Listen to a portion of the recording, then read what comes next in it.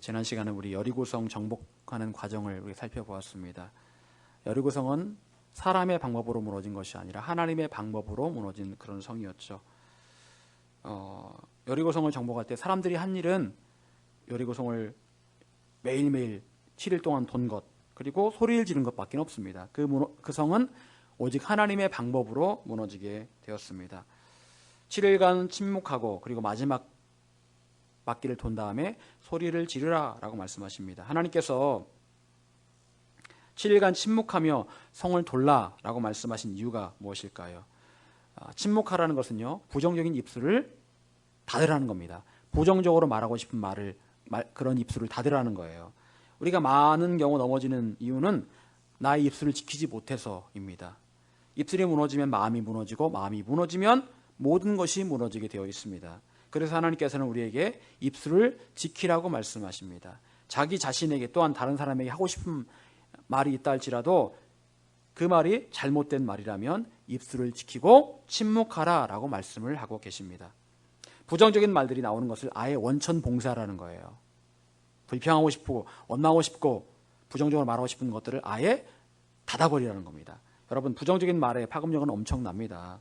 한 번 내뱉은 부정적인 말은 꼬리에 꼬리를 물고 계속해서 커지고 돌이킬 수 없을 만큼 이렇게 커지는 것들을 볼 수 있게 됩니다. 여러분, 부정적인 말이 나오려고 할 때마다 침묵하시기를 바랍니다. 사람에게 할 말이 있어도 침묵하세요. 말할 수 있지만 말하지 않을 때 그 침묵에는 힘이 있습니다. 예수님께서도 정당한 권리를 주장하시고 말씀하실 수 있었지만 침묵하셨습니다. 그것이 능력입니다. 말할 수 있지만 말하지 않는 것, 할 수 있지만 하지 않는 것, 그것이 능력이에요. 또한 우리는 소리를 질러야 할 때 소리를 질러야 합니다. 하나님께서 소리 지르라 라고 말씀하신다면 저 견고한 여리고성을 향해서 소리를 질러야 합니다. 하나님 말씀에 순종함으로 소리를 지를 때 그 성이 무너지게 되는 것이죠. 결국 하나님께서 이런 초자연적인 역사를 일으키시는 힘의 원동력은 무엇입니까? 그것은 바로 우리가 하나님께 순종할 때입니다. 하나님 말씀에 순종할 때, 순종함으로 여리고성을 돌았을 때, 그리고 순종함으로 그 여리고성을 향해 소리를 질렀을 때 여리고성이 무너졌던 것처럼 우리가 하나님께 순종할 때 하나님의 능력이 나타나게 되어 있다는 거죠. 순종이 무엇입니까? 순종이 무엇입니까? 머리로 이해되지 않아도 하나님께서 말씀하셨으니까 믿고 따르는 게 순종이에요. 우리에게는 이해되지 않는 일들이 굉장히 많이 있습니다. 하지만 믿음이란 이해되지 않는 일이라 할지라도 하나님께서 말씀하셨으니 하나님을 믿고 그 일을 행하는 것입니다.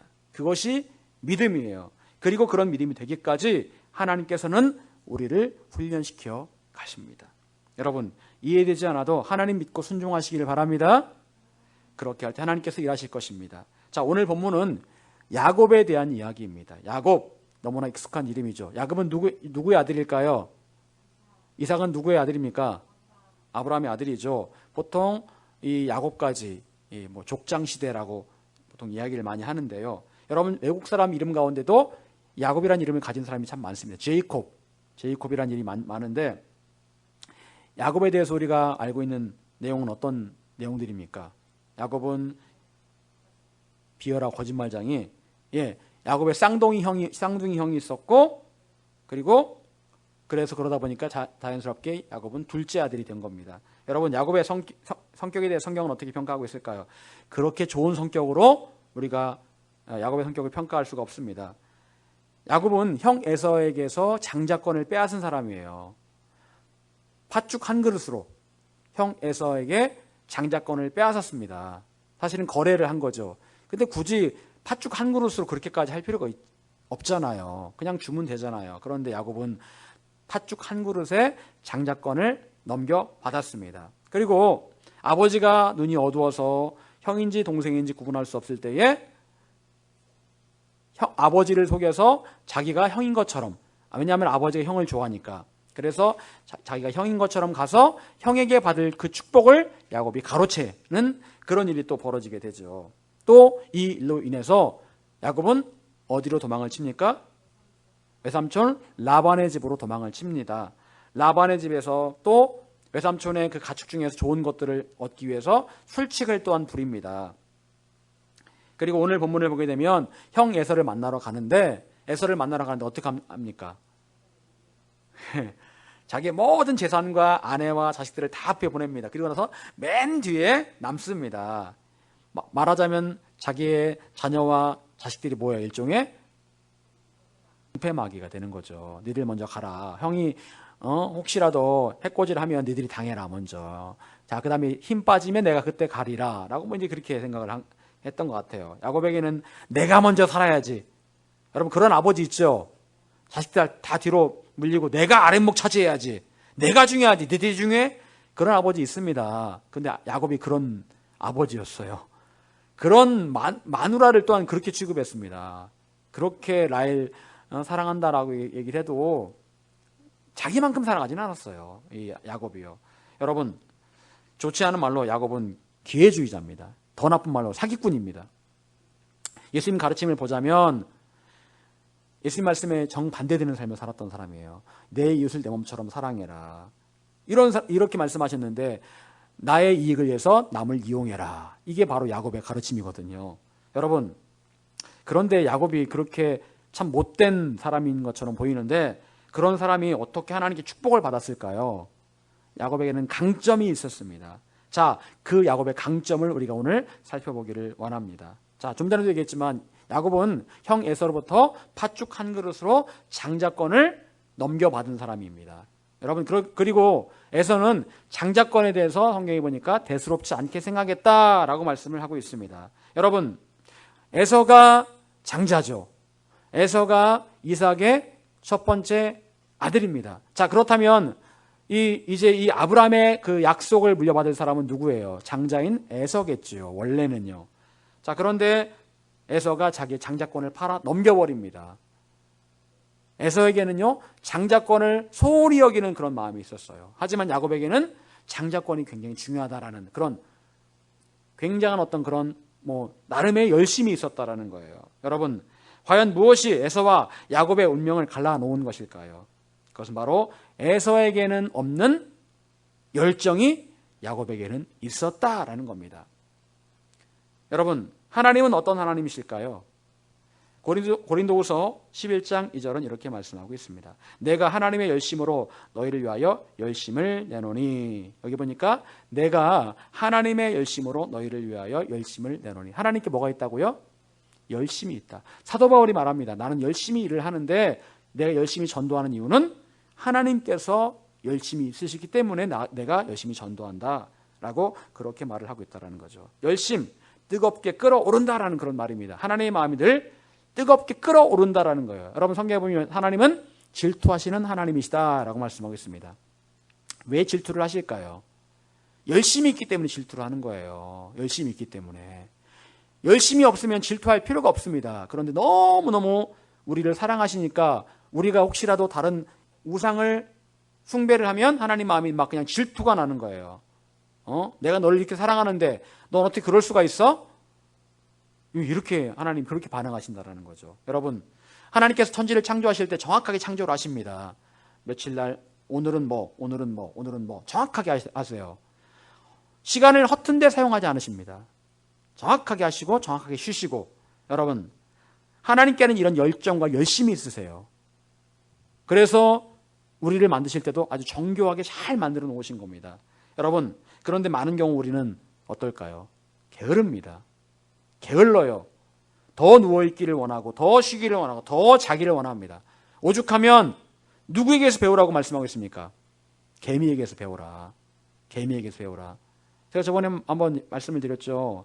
고양이 밥을 줬는데 개미가 와가지고 고양이 밥을 얼마나 야금야금 다 물어가는지. 그러니까 얘가 개미가 막 들끓으니까 먹지를 않더라고요. 야, 정말 열심히 하더라고요. 제가 그래서 개미 위에다가 어떻게 했을까요? 에프킬라를 뿌렸습니다. 고양이 밥 그만 가져가라고. 여러분 기도하려고 생각하면 어떤 마음이 듭니까? 졸립다. 피곤하다. 기도를 예를 들어서 내가 오늘 1시간을 하겠다라고 마음을 먹었는데 기도를 딱 하려고 하면 또 어때요? 피곤한데 1시간 어떻게 버틸까?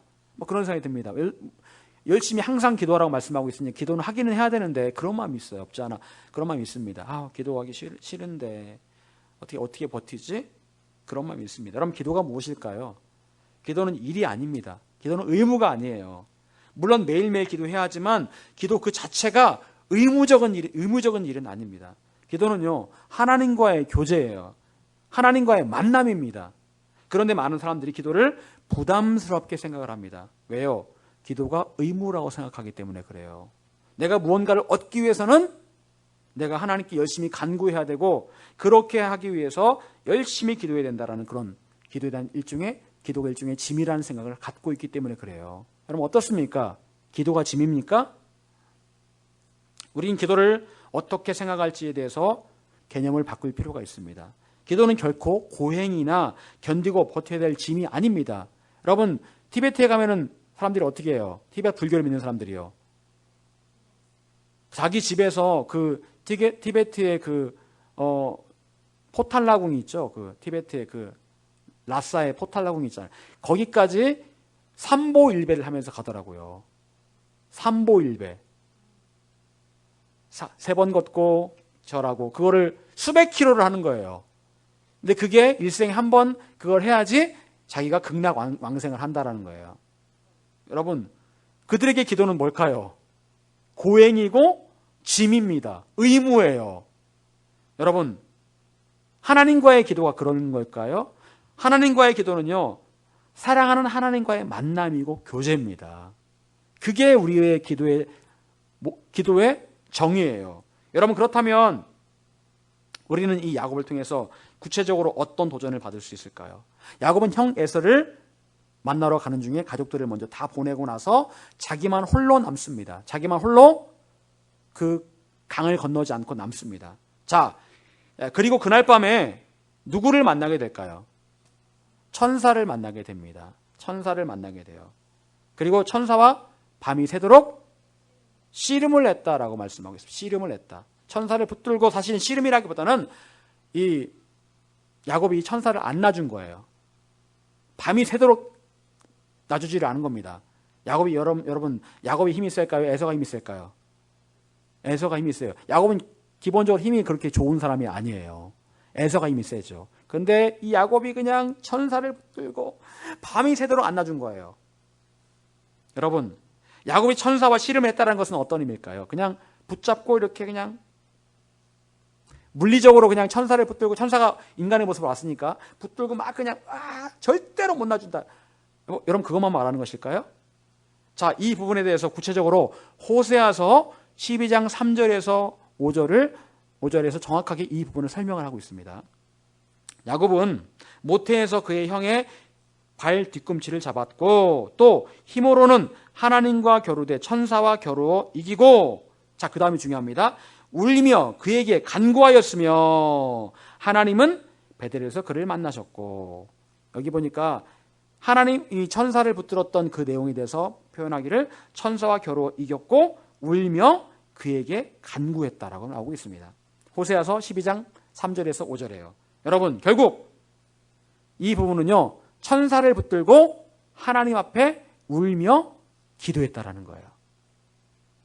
여러분 야곱은요, 육신의 온 힘을 다해서 하나님을 붙들었고 울면서 하나님께 간구하며 기도했습니다.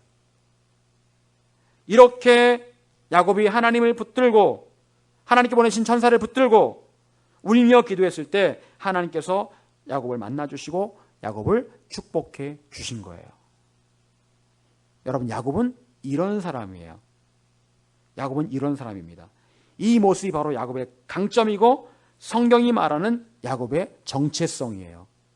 그리고 이런 야곱의 모습을 정리하자면 첫 번째, 야곱은 절대로 하나님을 놓지 않고 기도했던 사람이었다.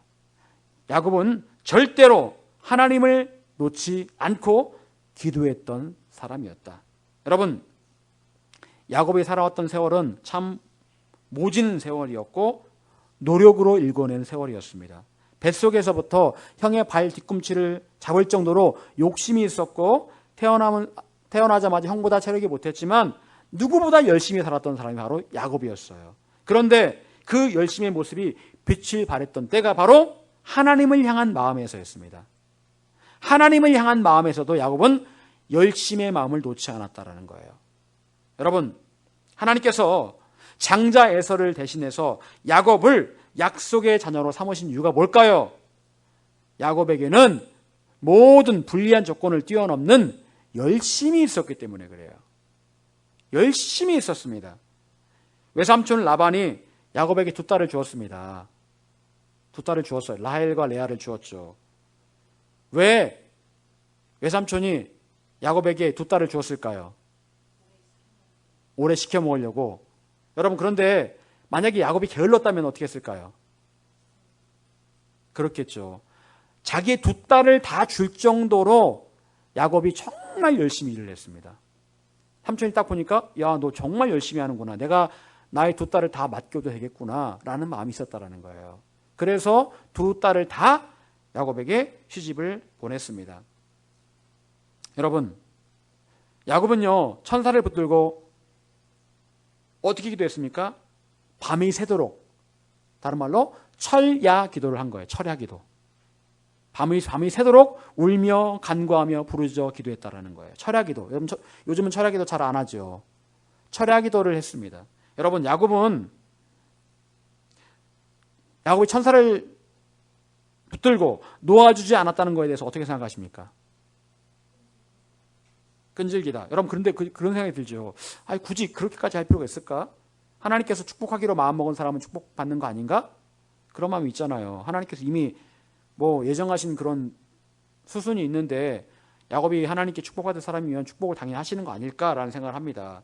굳이 이렇게까지 할 필요가 있을까? 하나님께서 우리의 필요를 다 하신다고 했는데 굳이 이렇게까지 할 필요가 있을까?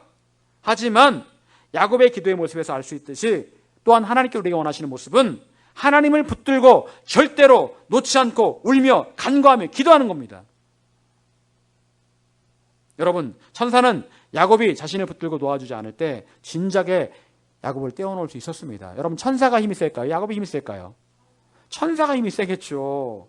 그런데 천사가 그 다음날 아침까지 야곱에게 붙잡혀 있었던 이유가 뭘까요? 붙잡혀 준 거예요? 아니면 그냥 진짜 붙잡힌 거예요? 붙잡혀 준 거예요.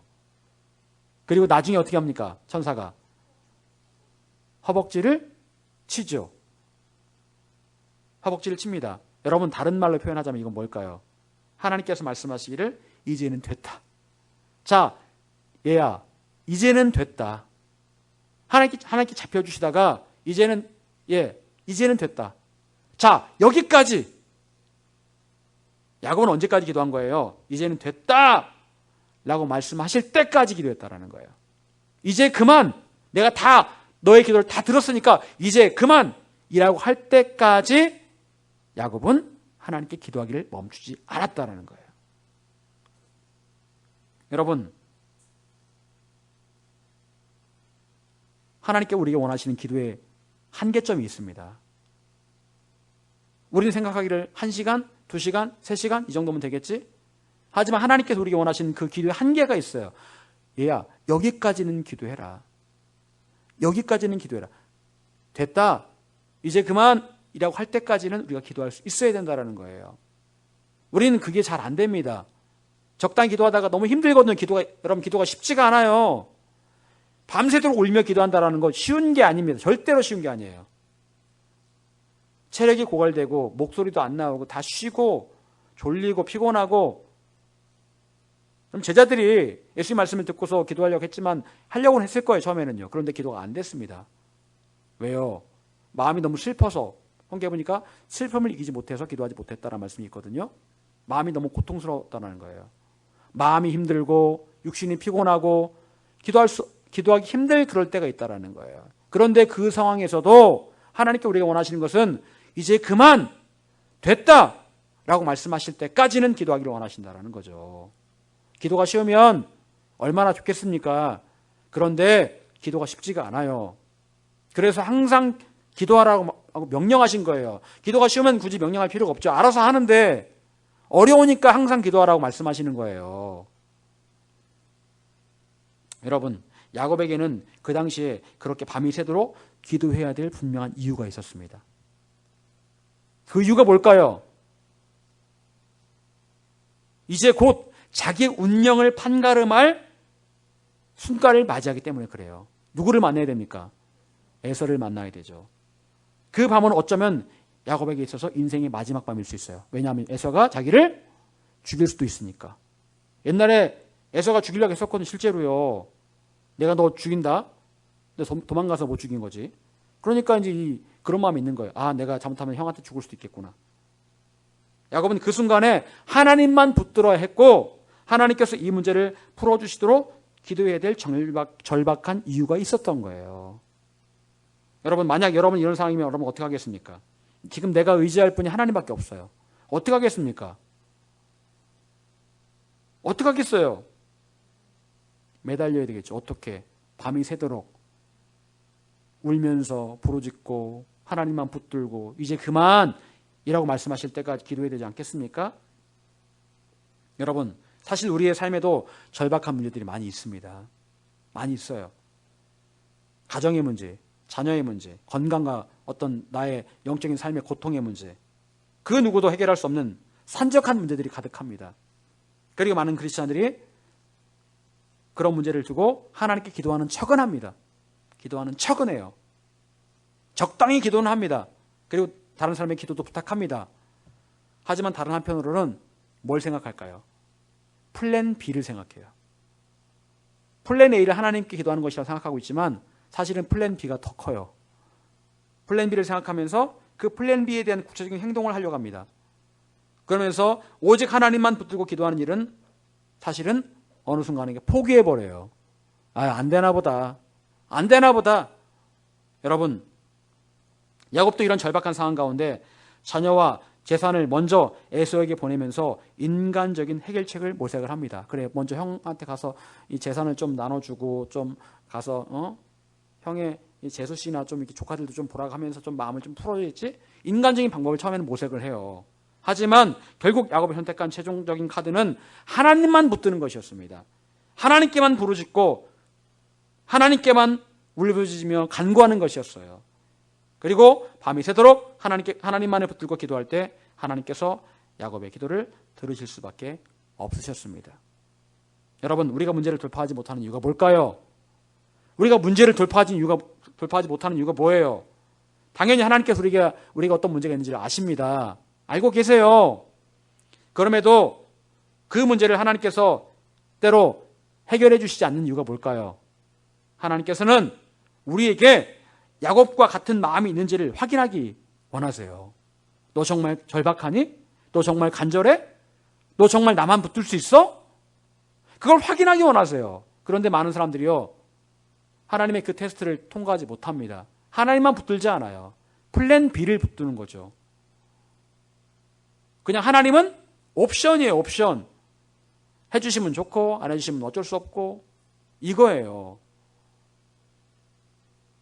그런 사람에게 하나님께 굳이 응답하실 이유가 없지요. 여러분, 돌파한다는 것은요, 오직 하나님만을 붙들고 간절하게 기도할 때 돌파가 일어납니다.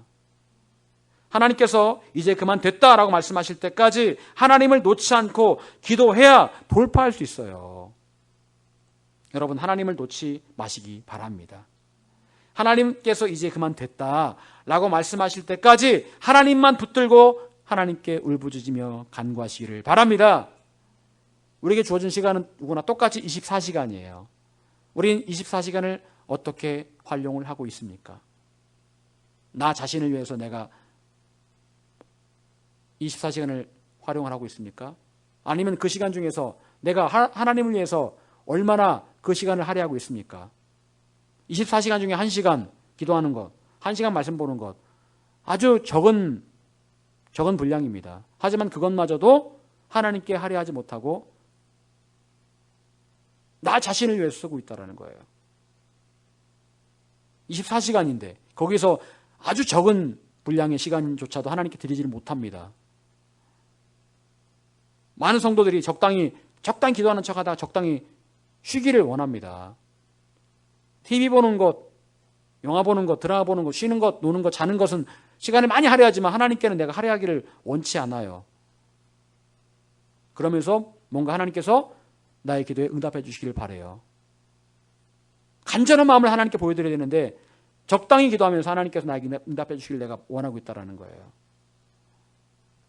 여러분, 하지만 어떤 성도들은요, 자기에게 주어진 그 시간에 하나님만 붙들고 밤이 새도록 울며 기도하는 성도들도 있습니다.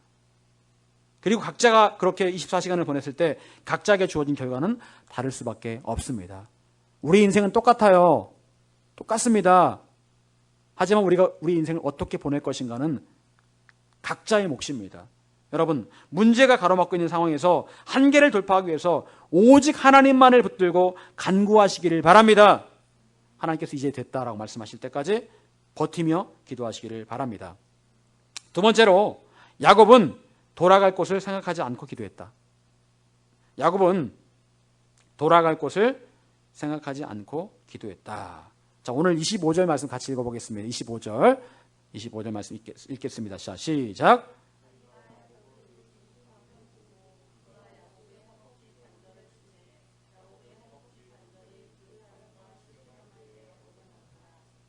아멘.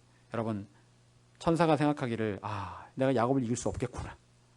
내가 야곱을 이길 수 없겠구나. 아까도 말씀드렸지만 사실은 천사가 그렇게 야곱에게 붙들려 준 거죠, 사실은요. 그런데도 천사는 생각하기를, 이 야곱 이거 정말 독종이구나 라고 생각할 정도로, 그 정도로 굉장히 이 천사를 꼭 붙들고 놓아주지 않았습니다. 야곱은 어떻게 천사와 겨루어 이길 수 있었을까요? 어떻게 그럴 수 있을까요? 여러분, 그것은 곧 야곱은 그날 밤 천사를 붙들고 하나님께 기도할 때 돌아갈 곳을 생각하지 않고 기도했기 때문에 그래요. 돌아갈 곳을 생각하지 않았습니다. 여러분, 소위 말해 야곱에게는 사생결단의 자세가 있었습니다. 그 당시 야곱에게는 돌아갈 곳이 없었어요. 여러분, 야곱이 지금 이 상황에서 외삼촌 라반에게 돌아갈 수 있을까요? 못 가죠. 그럼 야곱이 갈 수 있는 곳은 어디밖에 없어요? 형 에서를 만나러 가는 길밖에 없습니다. 이미 다 재산도 다 보내고 처자식도 다 보냈습니다. 자기만 남았어요. 내가 갈 곳은 어디예요? 거기밖에 없어요. 돌아갈 곳이 없었습니다. 그냥 생각해 본다면 야곱이 자기 가족들과 재산을 먼저 앞서 보냈으니까 우리 생각할 때 야곱이 어떻게 보입니까? 참 이기적이다. 어떻게 지밖에 모르냐라고 생각이 드시죠? 여러분, 그런데요, 이걸 다른 관점에서 생각해 보십시오. 그것은 곧 야곱이 돌아갈 길 자체를 아예 버리고 이제는 오직 앞으로만 가겠다는 결단의 표현이었어요. 나에게 돌아갈 곳은 없다. 나에게 피할 길은 없다. 오직 이 길밖에 없다. 나의 재산도 나의 처자식도 다 앞에 가 있으니까 나는 이제 앞으로 갈 수밖에 없다. 나는 뒤로 돌아갈 길이 없다. 여러분, 그리고 그런 상황 가운데 야곱의 선택은 딱 하나밖에 없었습니다. 그 순간에 이 어려움을 이겨낼 방법으로 하나님과 겨루어 이김으로, 기도함으로 해결하는 것 외에는 아무 생각도 하지 않았다라는 거예요. 돌아갈 길을 다 태워버리고 오직 앞으로만 전진할 길을 남겨두었다라는 거죠. 그것이 바로 야곱의 마지막 승부수였습니다. 여러분, 야곱은 자기와 결혼 그 사람이 천사인 것을 알았고 그 천사가 어쩌면 하나님의 모습으로 하나님의 얼굴로 오신 것을 그가 알고 있었습니다. 그래서 나중에 야곱이 그곳의 이름을 뭐라고 짓습니까? 브니엘이라고 짓습니다. 하나님의 얼굴, 내가 하나님과 대면하여 보았으나 내 생명이 보존되었다라는 의미입니다. 즉 야곱은 지금 내 앞에 있는 천사가 하나님께서 보내신 천사고 하나님의 대언자고 또 하나님이라면 내가 이 천사의 얼굴을 보았다면, 이 하나님의 얼굴을 보았다면 내가 죽을 수도 있다라는 걸 알고 있었다라는, 미리 알고 있었다라는 거예요. 죽을 각오를 하고 야곱이 그 하나님을 붙든 겁니다. 하나님께 기도했던 거예요. 죽을 각오를 하고요. 하나님 얼굴 보면 죽습니다. 죽어요. 그런데 죽을 각오를 하고 야곱이 그 하나님이라고 생각하는 그 천사를 붙들었다는 거예요. 죽기 살기로 하나님께 매달리고 부르짖어 간구했다. 이것이 바로 야곱의 모습이었습니다. 야곱은 죽기를 두려워하지 않았어요. 여러분, 이것이 바로 하나님께서 야곱을 특별하게 생각하시고 야곱을 축복하실 수밖에 없었던 중요한 이유였습니다.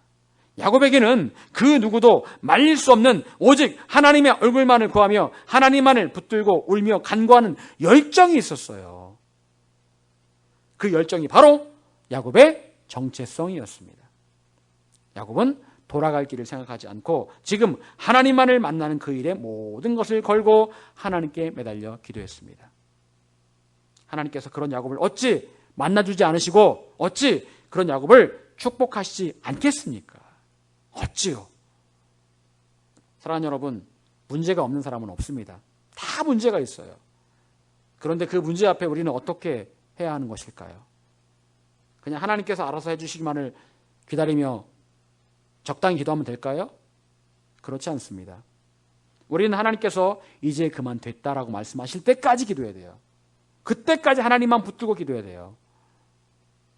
그렇게 할 때 하나님의 응답이 옵니다. 오직 하나님만을 붙들고 하나님 앞에 울며 간구할 수 있어야 합니다. 사생결단하는 각오가 있어야 돼요.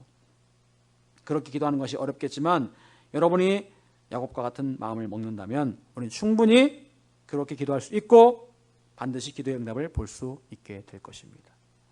바라기는 저와 여러분 모두가 이렇게 야곱처럼 기도함으로 돌파할 수 있게 되시기를 간절히 축원합니다.